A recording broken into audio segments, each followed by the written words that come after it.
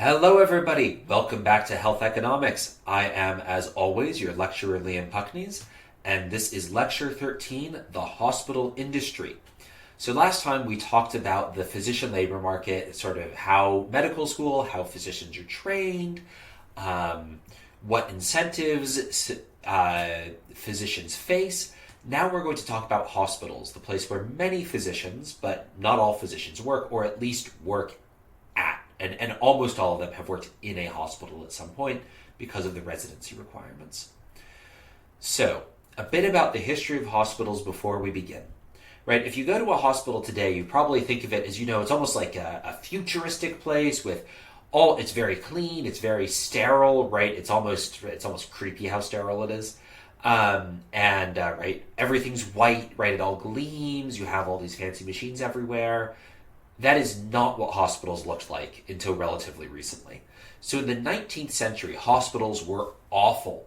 If you were middle class or rich, you avoided them like the plague because, fun fact, that's where the plague was.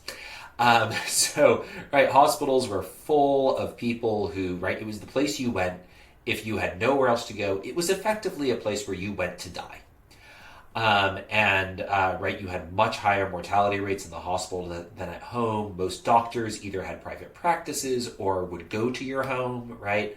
Hospitals were bad places. But in the late 1800s, there were a series of renovations that really improved hospital reputations and, improved death rates. So one of the main ones was an understanding of the germ theory of disease, right? So a hospital is a really bad idea if you don't take precautions against germ spreading, right? Because what you're doing is you're taking all the sick people and you're putting them in one place where they can all make each other even more sick. And so if you don't have an idea of the germ theory of disease, things are just going to be awful.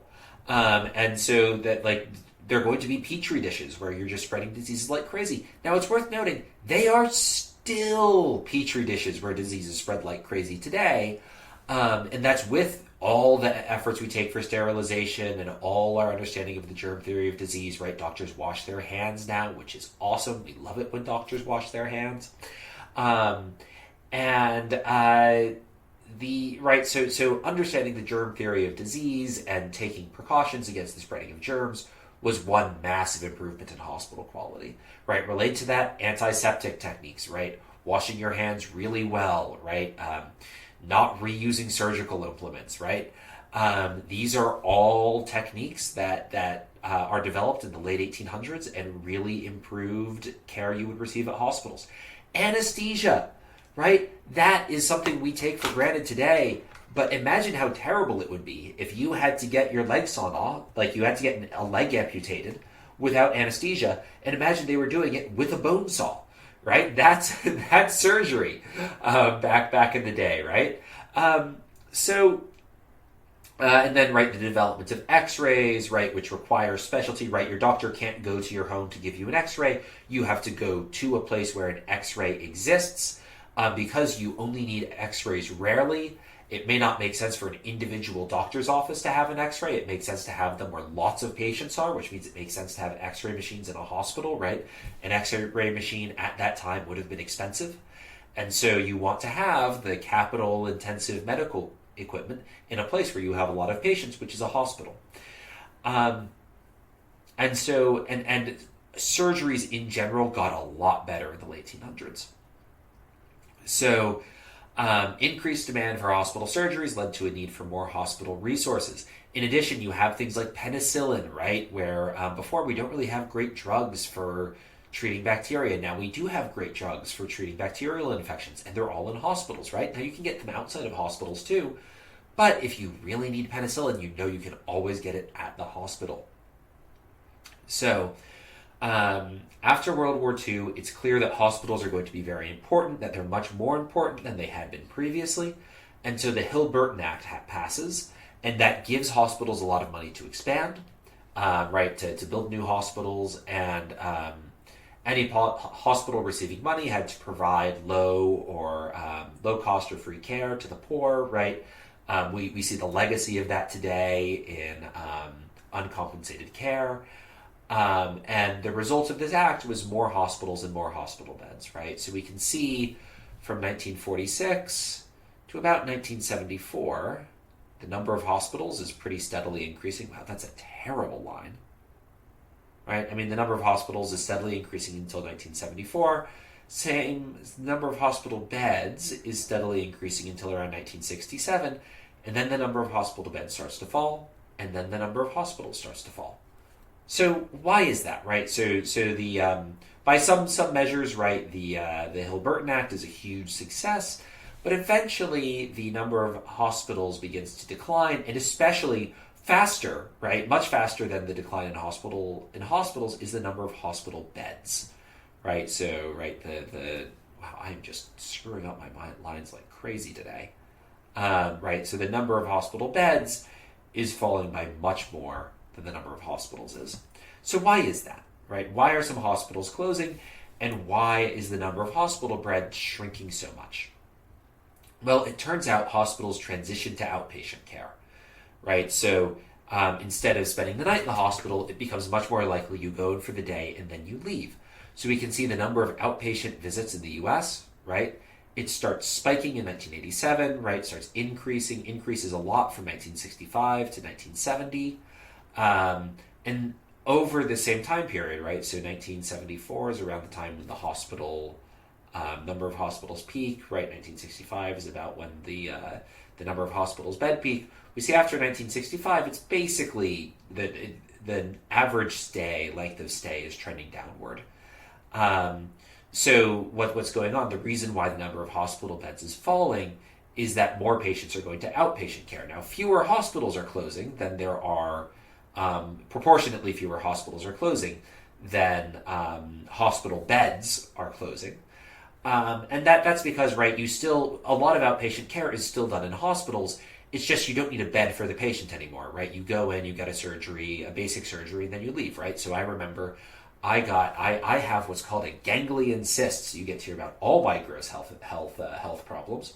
When I was in college, and still today actually, I had what's called a ganglion cyst, which it's benign, but if it gets big enough, and mine was huge, it can be pretty painful, right? So it's fluid buildup in your joints, basically. And I had a big enough fluid buildup that the doctor said, get surgery, get this removed, right? This is causing you pain every day. It's interfering with your everyday life. Get rid of it. And so I went to the hospital, right? They did surgery on my hand, and I was in and out in a few hours, right? They removed the cyst. I don't remember whether or not they put me under. But they went in, went out, right? Just took it out real fast. So the hospitals stopped putting patients in beds and started, they put fewer patients in beds, and they started to okay, you can get out now. No need to stay for so long. So what caused this transition? Well, part of the story is technology, right, and medical innovation, where things like laparoscopic surgery, which is camera-based surgery, replaced, we're just going to make a giant incision in your chest, rip you open to see what we're happening, right? So instead of having to rip you open to look inside so I can see what I'm doing with my hands, I can put a very small camera in you, and that allows me to make very small cuts, because part of the reason you make an incision in someone's chest before you have cameras is because you need to see what's going on. So even if I'm doing a surgery, like a gallbladder removal surgery, for instance, that doesn't actually require, it turns out you can remove a gallbladder in 3 cuts. But you need to be able to see what you're doing. And so you need to rip someone open. If you don't have cameras, you need to rip someone open to get to their gallbladder. So but the main reason you need to rip them open isn't to remove the gallbladder, it's to see what you're doing. If you have cameras, you only need to make 3 incisions, and it's a very easy recovery. If you don't have cameras, it's a serious problem, and you spend possibly even more time recovering from the fact that they ripped you open to see what was going on, as you do from the actual removal of the gallbladder, right? So laparoscopic surgery really improved things, right? They've also just been coming up with new procedure, right? My dad has arthritis in his hip, and it turns out instead of doing a hip replacement surgery, they can coat the joint with titanium, and that has the same effect. So, and it's much less invasive, right? They're going to go in, he's going to have a titanium coating on his hip, and it's as good as if he had gotten a hip surgery, except it's hip replacement surgery. Except, hip replacement surgery is pretty invasive, right? They're replacing your whole hip, right? That's pretty exhausting. It's much more difficult, right? Than just putting a metal coating on the hip. My grandmother, she had a heart surgery, and her recovery was remarkably easy, right? She had her entire heart replaced. They either had I think they had a pig heart. I don't think she was big enough for a cow's heart. I'd probably get a cow's heart if I got an animal heart. But she got an animal heart implanted, and I think it was an animal heart. It was either it may have been a modified animal heart. I think it might have been something grown in an animal. I don't know. It was. I remember thinking it was really cool. And they found it wasn't open heart surgery, right? They found a way to remove her heart and replace it without making a giant wound in her chest, which is a lot. She was able to get back from the hospital really soon after the surgery, right? Because open heart surgery isn't as necessary anymore. And so shorter surgery recovery times are part of the reason why the hospital length stayed. At the same time, though, right? So innovation was happening, hospital stays were becoming shorter. There's a big event in 1984, which is that Medicare changes the way it reimburses hospitals. And so before 1984, Medicare, which that's a reminder, Medicare is universal health coverage we have in the U.S. for old people, right? This is if you're retired. I think at this point it's probably at 67 you're eligible for Medicare. For a very long time it was 65. But past a certain age, you're eligible for Medicare, which is free health insurance that all old people have access to in the U.S. And in 1984, they changed the way they reimbursed hospitals. And so instead of reimbursing hospitals on a per treatment basis, where okay, you did this surgery and then you gave them Tylenol, so we'll pay you for the surgery and we'll pay you for the Tylenol, they instead started reimbursing hospitals on a diagnosis basis. So we'll pay you a set amount of money per person who comes in with a ruptured appendix. Or for somebody who's had a heart attack, we'll pay you the same amount for everyone who has a heart attack. And so that changes, right? Remember how I mentioned that physicians change what they prescribe and in response to how they're reimbursed by insurance companies? This is an example of that. Where hospitals before that, right, they had an incentive to, when someone was on Medicare, to give them a bunch of unnecessary procedures to get as much money as they could out of the government. After that switch to I give you an amount of money that I think is necessary to treat the diagnosis, rather than I reimburse you for all the costs you incur during the treatment. Right? Once I'm just giving you a set amount of money based on the diagnosis, you don't have, all of a sudden your incentive is to conserve money and not keep patients as long, right? Instead of keeping someone around and saying, oh, well, I don't really need to run these 15 tests, and keep you in the hospital for 5 extra days, but Medicare's covering it, so might as well. There's no longer an incentive to do that, right? If you're thinking this again, right? This is a way of getting around a moral hazard between the insurer, who in this case is the government, and the physician, and possibly their patient as well. Where if the patient wants a bunch of surgery, wants a bunch of tests, but wouldn't be willing to pay for them out of their own pocket, they can collude with their physician and tell the government, hey, all these tests were unnecessary, and you should reimburse us. After 1984, that doesn't happen on Medicaid, because Medicaid now reimbursed on a diagnosis basis. So I give you the same amount. If you have appendicitis, I give every appendicitis. I give you the same amount of money for every appendicitis patient you have, whether or not you run all the extra tests. So that encouraged hospitals to stick to the basic, most effective treatments, and encouraged them to get people out of hospital beds because they were no longer being paid as much for the hospital beds. Now, note that Japanese hospitals are still largely reimbursed on a fee-for-service system, or at least they were as of 2014. And the average hospital stay in Japan is much longer than it is in the U.S. And that may be a reason why, where Japanese hospitals are still reimbursed, still get more money for doing more medical procedures, where U.S. hospitals don't, at least not with the government, at least not with Medicare.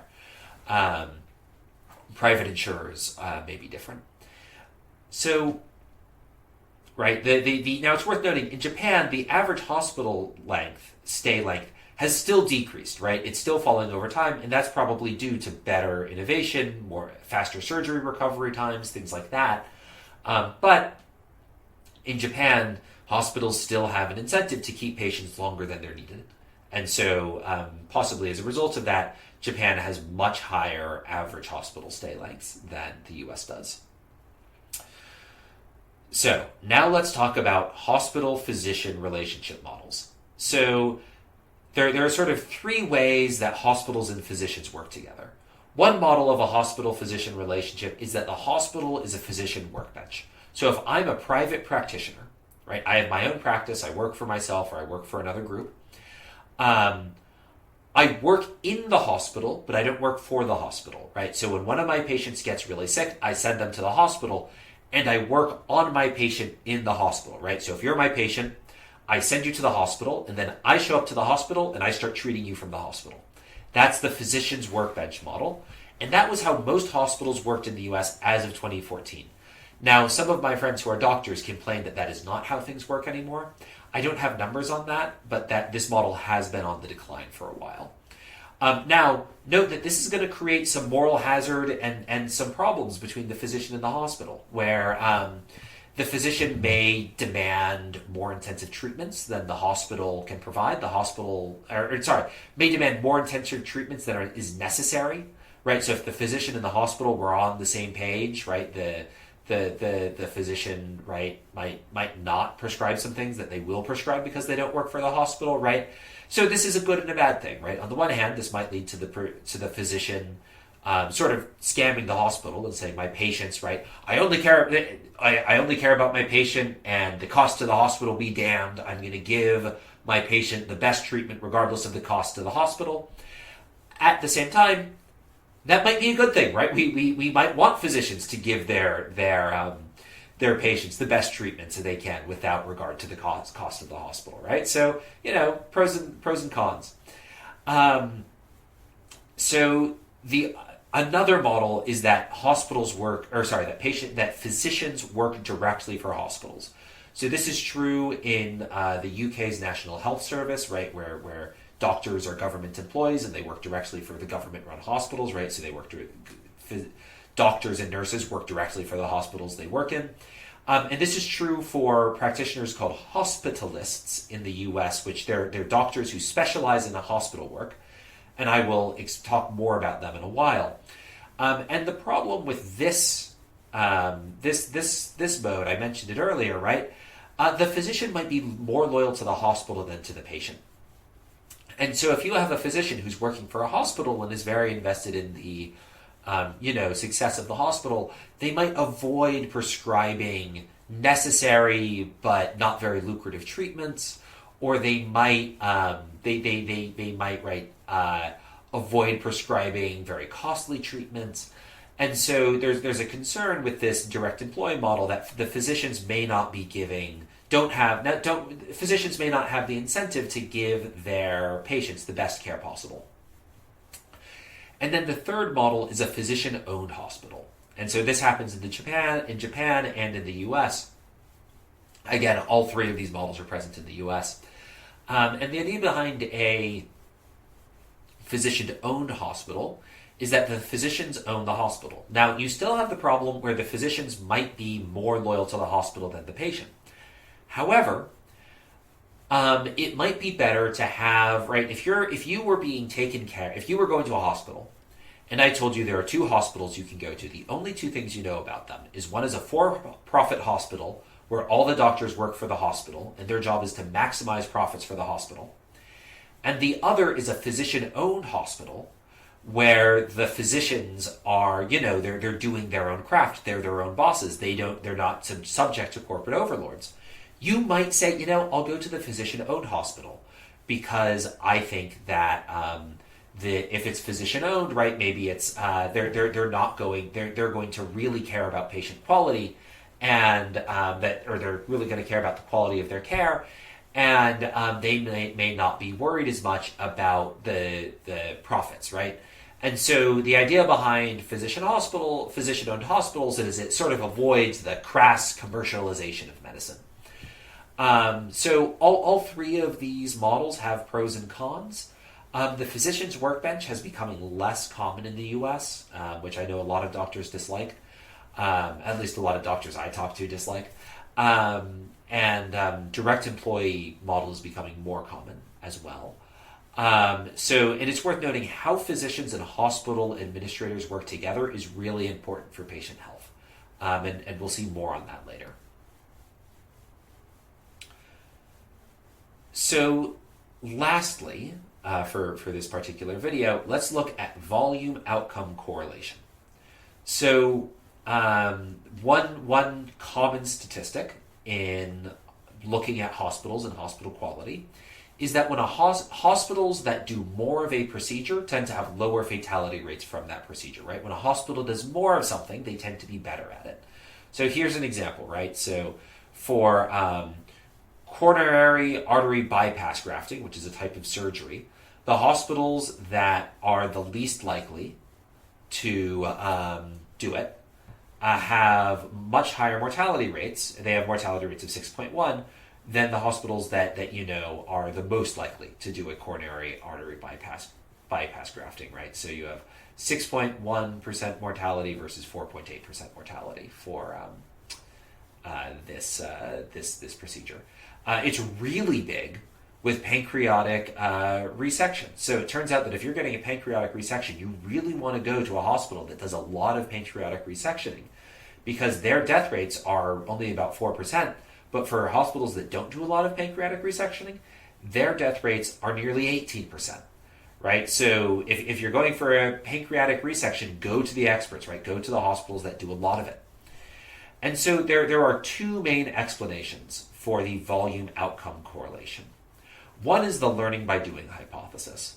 And that is when a hospital does a lot of a procedure, they get good at that procedure, right? So a hospital that does a lot of pancreatic resections gets really good at pancreatic resections. The other hypothesis is the selective referral hypothesis, where let's say I am a doctor and I know my patient needs a pancreatic resection.